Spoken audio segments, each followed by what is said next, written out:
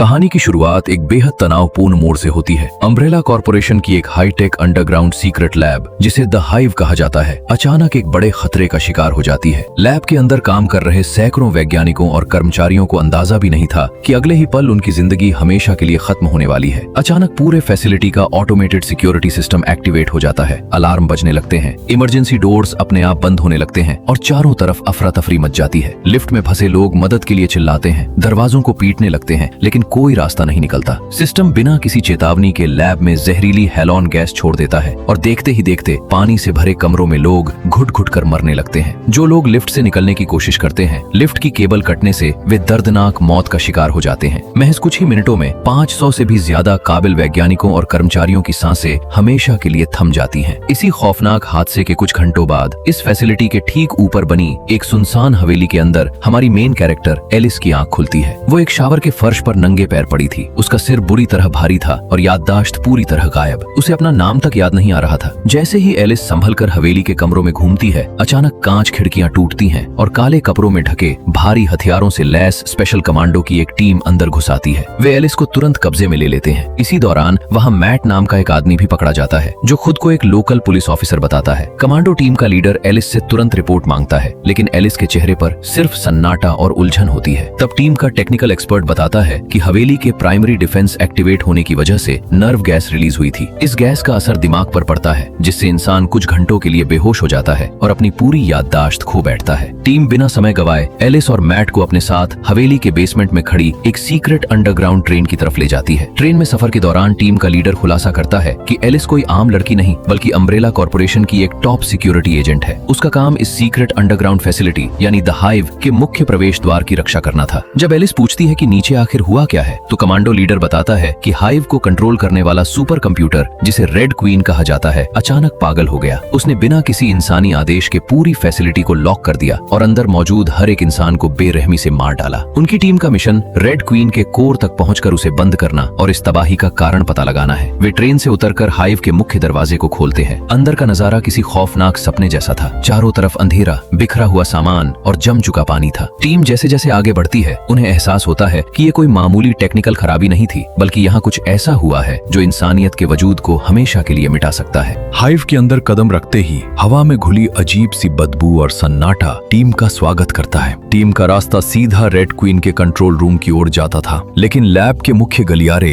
पूरी तरह पानी से भरे हुए थे। मजबूरी में कमांडो टीम ऑल्टरनेट रास्ते से आगे बढ़ने का फैसला करती है और वे डाइनिंग हॉल बी नाम के एक बड़े एरिया में पहुंचते हैं। वहां पहुंचने पर एलिस और पूरी टीम के होश उड़ जाते हैं। जिसे मैप पर डाइनिंग हॉल दिखाया गया था, असल में वह विशालकाय कांच के कंटेनरों से भरा एक सीक्रेट स्टोरेज रूम था। उन कांच के टैंकों के अंदर अजीबोगरीब जेनेटिकली म्यूटेटेड जानवरों को बंद करके रखा गया था। ये देखकर एलिस को एहसास होता है कि अम्ब्रेला कॉर्पोरेशन दुनिया की नजरों से छिपाकर यहाँ कुछ बेहद खतरनाक रिसर्च कर रहा था। बिना देर किए टीम का technical expert Kaplan red queen के मुख्य चैम्बर का दरवाजा तोड़ने में जुट जाता है। रास्ते के दरवाजे खोलते ही रेड क्वीन का laser based security defence system activate हो जाता है। इससे पहले कि कोई कुछ समझ पाता, हाईटेक लेजर बीम का एक जाल कॉरिडोर के अंदर तेजी से दौड़ता है। महज कुछ ही सेकंड के अंदर कमांडो टीम के 4 सबसे बेहतरीन सिपाही, जिनमें उनका लीडर भी शामिल था, उस लेजर बीम से कटकर टुकड़ों में बढ़ जाते हैं। ये खौफनाक नजारा देखकर कापलान और एलिस के रोंगटे खड़े हो जाते हैं। अब टीम की कमान बची हुई सिपाही रेन और एलिस के हाथों में आ जाती है। कापलान किसी तरह रेड क्वीन के रूम का दरवाजा खोलता है। एलिस और कापलान अंदर दाखिल होते ही रेड क्वीन को पूरी तरह बंद करने वाले सर्किट ब्रेकर डिवाइस को एक्टिवेट कर देते हैं। जैसे ही सिस्टम बंद होने लगता है, रेड क्वीन की एक छोटी सी बच्ची के रूप में होलोग्राम इमेज वहां अचानक प्रकट होती है। वह बहुत ही ठंडे और डरावने अंदाज में उन्हें चेतावनी देती है, अगर तुमने मुझे बंद किया तो तुम सब यहाँ नीचे मारे जाओगे। लेकिन कापलान उसकी बात को दरकिनार करते हुए इलेक्ट्रिक पल्स का झटका देता है और रेड क्वीन की मेन फ्रेम पूरी तरह से शट डाउन हो जाती है। पूरे हाइव की बत्तियां बुझ जाती हैं और हर तरफ अंधेरा छा जाता है। लेकिन उन्हें इस बात का जरा भी अंदाजा नहीं था कि रेड क्वीन को बंद करना उनकी सबसे बड़ी गलती साबित होने वाली थी। जैसे ही मेन पावर कट होती है, हाइव के तमाम ऑटोमेटेड इलेक्ट्रॉनिक लॉक्स एक झटके में अनलॉक हो जाते हैं। वे दरवाजे, जिन्होंने अब तक सैकड़ों भूखे और जिंदा लाश बन चुके वैज्ञानिकों को कैद कर रखा था, धीरे धीरे खुलने लगते हैं। तभी बाहर पहरा दे रहे सिपाही जेडी को अंधेरे में किसी के चलने की आहट सुनाई देती है। वो जैसे ही आगे बढ़ता है, एक खून से लथपथ औरत उसकी तरफ आती है। जेडी उसे बचाने की कोशिश करता है, लेकिन वह औरत अचानक एक खूंखार जानवर की तरह उस पर झपट पड़ती है और उसके कंधे का मांस अपने दांतों से उखाड़ लेती है। जेडी दर्द से चिल्ला उठता है और तुरंत उस औरत को पीछे धकेल देता है। सिपाही रेन गुस्से में आकर उस पागल औरत पर गोलियां चला देती है। 4-5 गोलियां सीधे सीने में लगने के बाद भी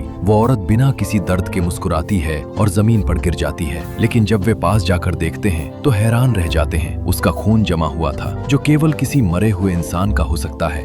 और इससे पहले कि वे कुछ समझ पाते, वो मरे हुए इंसान की लाश फर्श से गायब हो जाती है। अचानक अंधेरे गलियारों से अजीब सी गुर्राहट और भारी कदमों की आवाजें आने लगती हैं। लैब के कपड़ों और पहचान पत्रों में लिपटे सैकड़ों लोग अंधेरे से बाहर निकलने लगते हैं। उनकी आंखें पूरी तरह से बेजान थीं, चेहरे पर खौफनाक सड़न थी और मुंह से लार टपक रही थी। ये कोई जीवित इंसान नहीं, बल्कि जिंदा लाशें यानी ज़ॉम्बीज थे। टीम उन पर अंधाधुंध गोलियां बरसाती है, लेकिन गोलियों का उन पर कोई असर नहीं होता। वे तब तक आगे बढ़ते रहते हैं जब तक कि उनके सिर पर सीधा निशाना न लगाया जाए। भागने की कोशिश में जेडी को वो खूंखार भीड़ चारों तरफ से घेर लेती है और आंखों के सामने ही उसे जिंदा नोचकर मार डालती है। बाकी बची टीम किसी तरह अपनी जान बचाकर रेड क्वीन के कंट्रोल रूम के अंदर वापस भागती है और भारी दरवाजों को बंद कर लेती है। अब वे चारों तरफ से घिर चुके थे। कोई रास्ता न पाकर एलिस मजबूरन रेड क्वीन को दोबारा रिबूट करके चालू करती है, ताकि उससे बाहर निकलने का रास्ता पूछा जा सके। रेड क्वीन की स्क्रीन जलती है और वो इस तबाही का असली राज खोलती है। वो बताती है कि अम्ब्रेला कॉर्पोरेशन ने यहाँ एक खतरनाक जेनेटिक जैविक हथियार तैयार किया था, जिसे टी वायरस कहा जाता है। ये वायरस इंसानी शरीर की मरी हुई कोशिकाओं और तंत्रिका तंत्र को दोबारा एक्टिव कर देता है, जिससे इंसान एक भूखे जानवर में बदल जाता है, जिसे सिर्फ जिंदा मांस खाने की हवस होती है।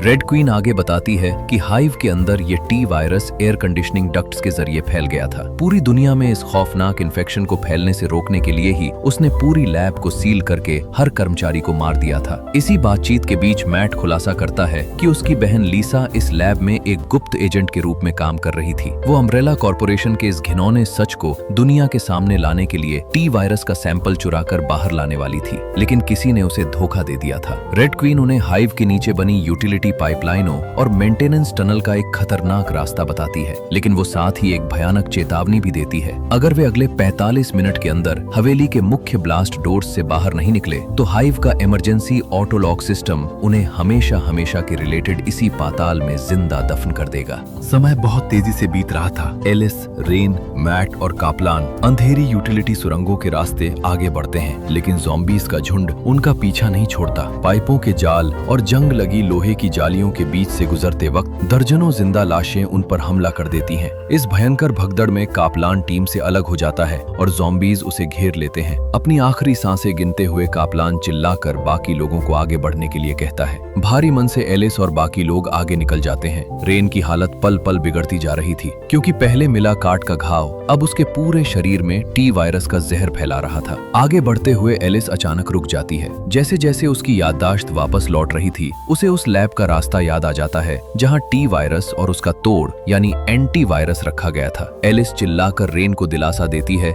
कि अगर वे एंटी वायरस ढूंढ लेते हैं तो उसकी जान बच सकती है। वे जैसे ही उस सीक्रेट लैब में पहुंचते हैं, वहां का नजारा देखकर स्तब्ध रह जाते हैं। ग्लास केस खाली था, वायरस और एंटी वायरस दोनों गायब थे। तभी वहां स्पेंस की पूरी याददाश्त एक झटके में वापस आ जाती है, जो एलिस का नकली पति था। असल में स्पेंस ही वह गद्दार था जिसने लीसा का फायदा उठाया था। उसने ही हाइव से टी वायरस चुराकर ब्लैक मार्केट में अरबों में बेचने का प्लान बनाया था। वायरस चुराने के बाद सबूत मिटाने के लिए स्पेंस ने ही पूरी लैब में टी वायरस की शीशी तोड़ दी थी और भागते वक्त नर्व गैस का शिकार होकर ट्रेन में बेहोश हो गया था। अपना सच सामने आते ही स्पेंस बंदूक तान लेता है। वह एलिस और रेन को वहीं मरने के लिए छोड़ देता है और अकेला बाहर खड़े अंडरग्राउंड ट्रेन की तरफ भागता है, जहां उसने एंटी वायरस का सूटकेस छिपाया था। लेकिन कुदरत का इंसाफ कुछ और ही था। जैसे ही स्पेंस ट्रेन के पास पहुंचकर एंटीवायरस का सूटकेस उठाता है, हाइव का सबसे खौफनाक म्यूटेंट जीव लिकर उस पर हमला कर देता है। लिकर अम्ब्रेला का एक बेहद खतरनाक बायोलॉजिकल हथियार था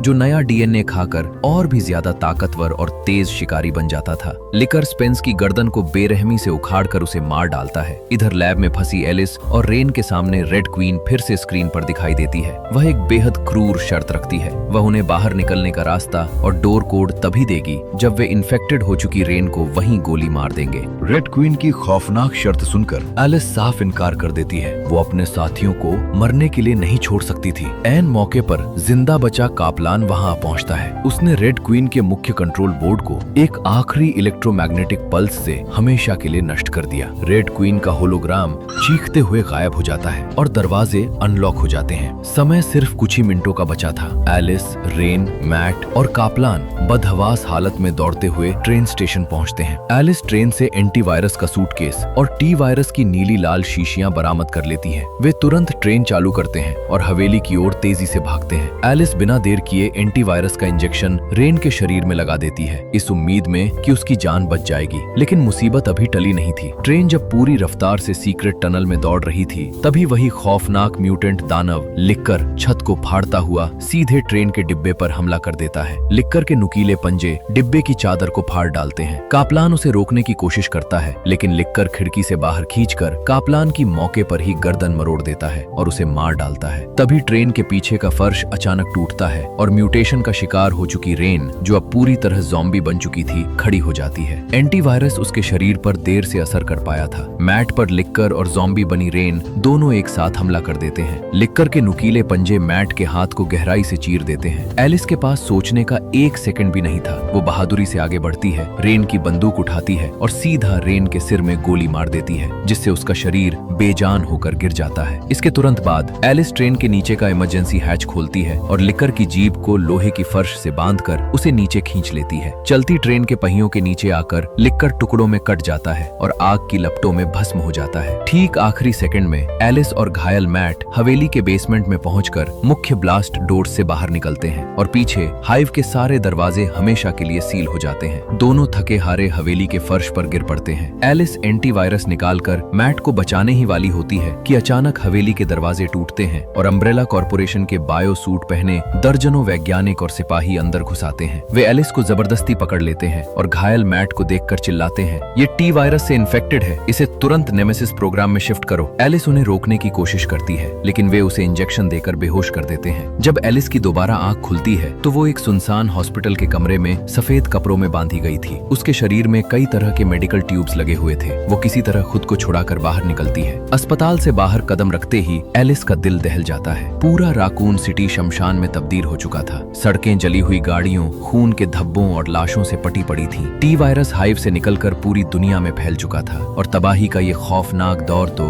बस अभी शुरू ही हुआ था।